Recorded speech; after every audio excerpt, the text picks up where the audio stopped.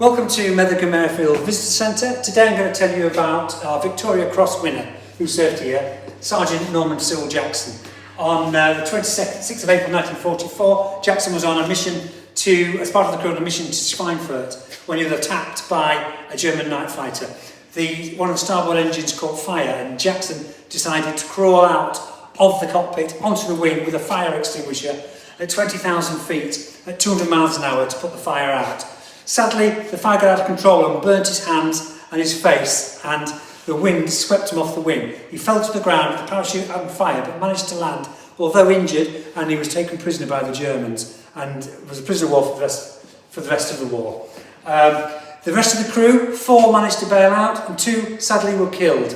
But for more information on this amazing story, please come and visit us.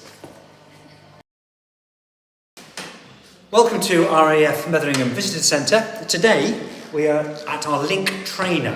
Now, Josh is our resident expert on the link trainer and he's going to tell us all about it.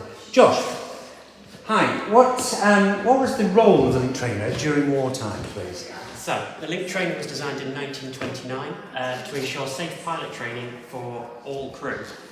They were having a problem within the States where they were killing almost half the pilots that they were producing via instrument accidents. So the trainer itself has the main part of all training. If you didn't fly ops, you flew in the trainer.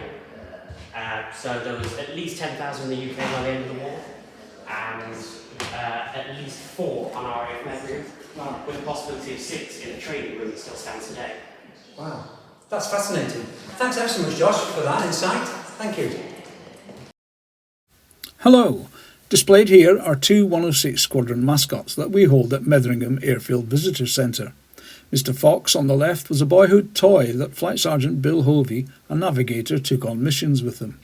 Mr Fox completed over 30 missions, all of which are recorded on his jodhpurs.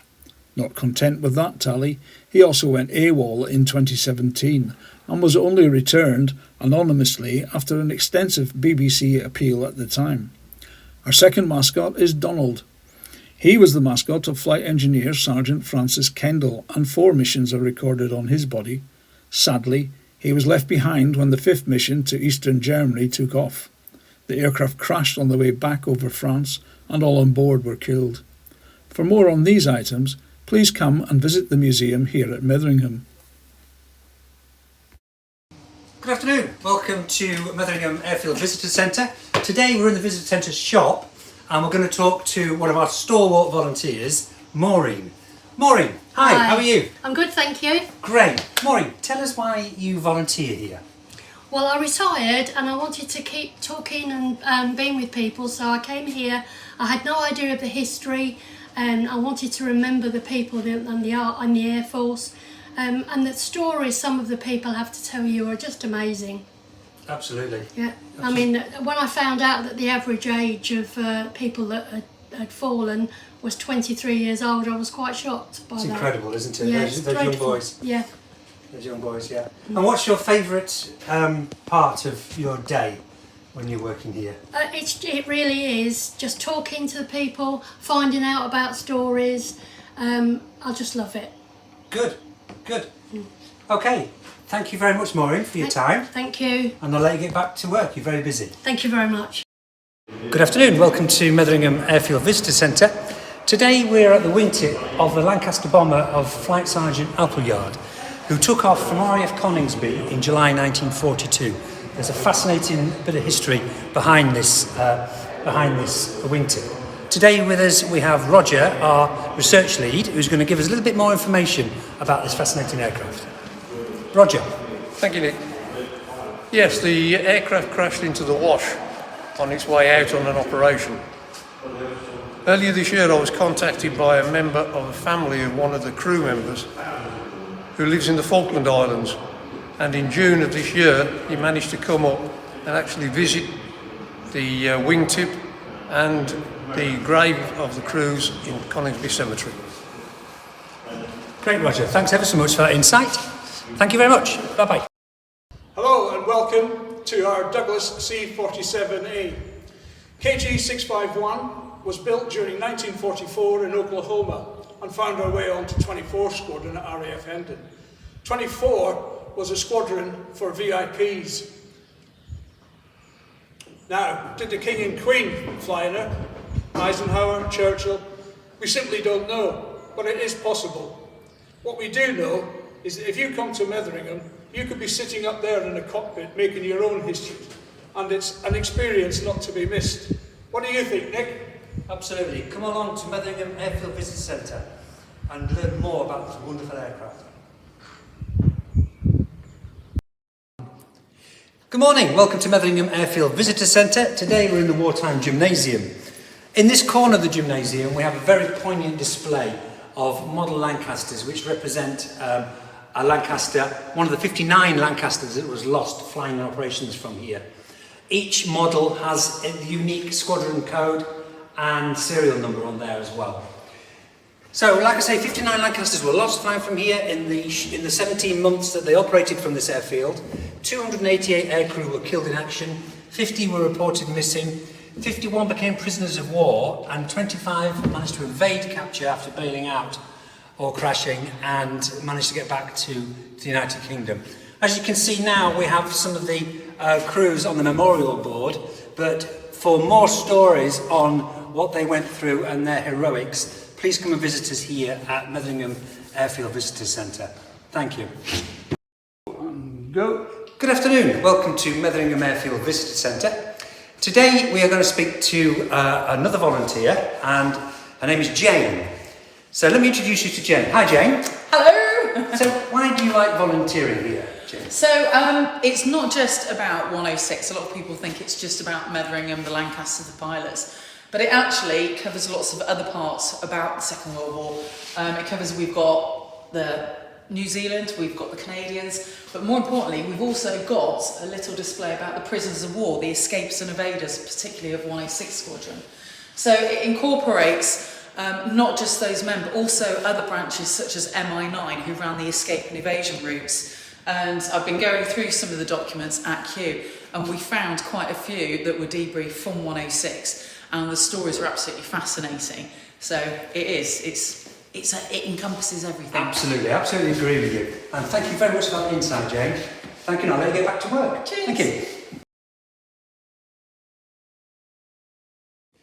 Hi, welcome to Metheringham Airfield Visitor Centre. Today we are in our Stanton Air Raid Shelter, a 1941 Stanton Air Raid Shelter. In here, during World War II, if the Luftwaffe decided to strafe or bomb the airfield, which it did on many occasions in the surrounding airfields during the war, the personnel would come down here. 50 personnel could shelter in here, and as you see, it goes all the way along to the end. At the end here, there would have been a ladder for emergency escape. As we go to the entrance of the air raid shelter, you'll see that there's a blast wall, and I'm going to show you another blast wall or blast shelter a bit later on in this video. Okay, so here we are on the domestic side of the airfield, and as you can see here we have a blast shelter. Now this blast shelter is conveniently located near some important parts of the domestic site where the personnel would be gathered. For example, just behind that building there would be the NAFI and the cinema, and the toilet block was around here also, and the gymnasium. So if the Luftwaffe had decided to attack this airfield, this would be the bolt hole. This is the place that the personnel would run to.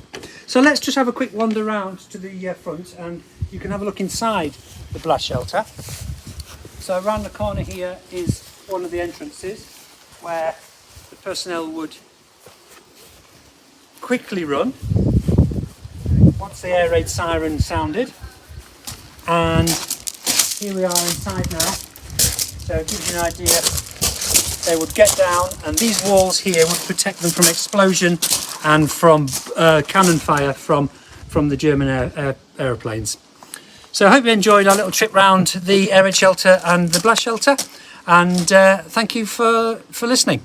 Good afternoon, welcome to RAF Metheringham. Today we're in the archives, and we're going to speak to Roger again today, who's our research lead. So, hello Roger, nice to see you again. Hello Nick, nice to see you. Fantastic. Can you tell us exactly what amazing work goes on in here? Yep, sure. Well, today we've got two members of the research team working in the archive today.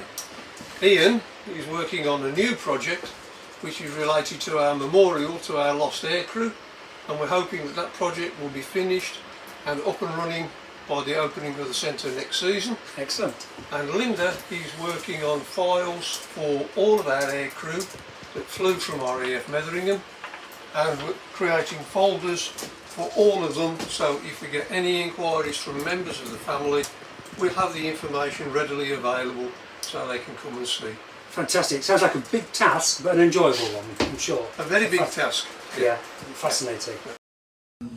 Good afternoon, welcome to Metheringham Airfield Visitor Centre.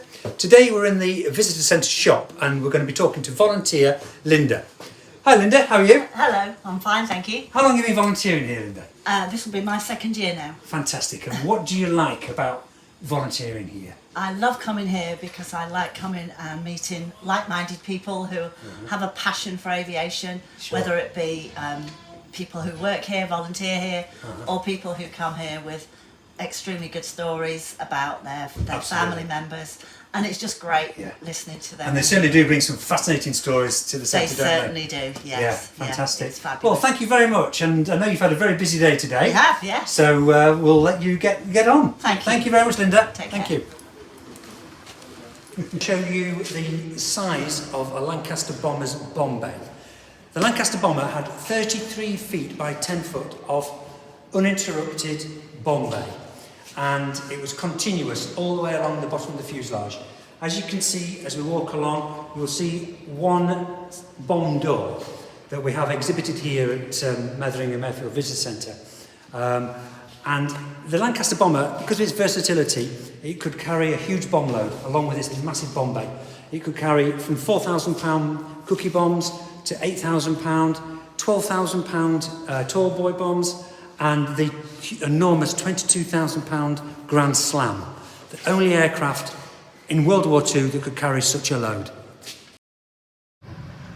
Good morning, welcome to Metheringham Airfield Visitor Centre. Today we're back in the archives, and we're delighted to have with us today Bev and Layla, who volunteer in here. So let's have a chat with them and see what they're up to today. So, hi Bev, how are you? Hello.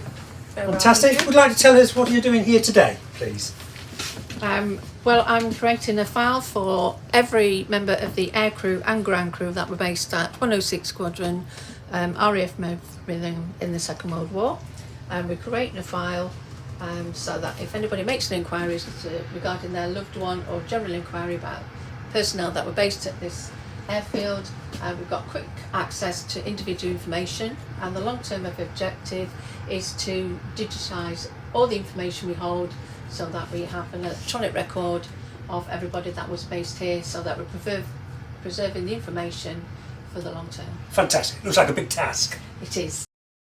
Welcome to Metheringham Airfield Visitor Centre. On the night of the 16th of April 1945, Avro Lancaster NG414 stood at the end of the runway ready to go on a bombing raid to Pilsen. As it thundered along the runway, it swerved to the left onto the grass verge. The undercarriage collapsed and the bomb load loosened. Now this is a fully laden bomb load, Lancaster bomb load, and the crew were in a desperate situation. They managed to scramble out of the aircraft as the bombs started to drop onto the runway, but they managed to get out just before the aircraft blew sky high. Now, what was left of this of Lancaster is this unique piece of Lancaster nose art. Very rare indeed to find original Lancaster nose art, and here it is in our visitor centre for you to look at. Thank you. We finished this video with one taken from the BBMF Lancaster as they flew over the Metheringham Airfield Visitors Centre recently.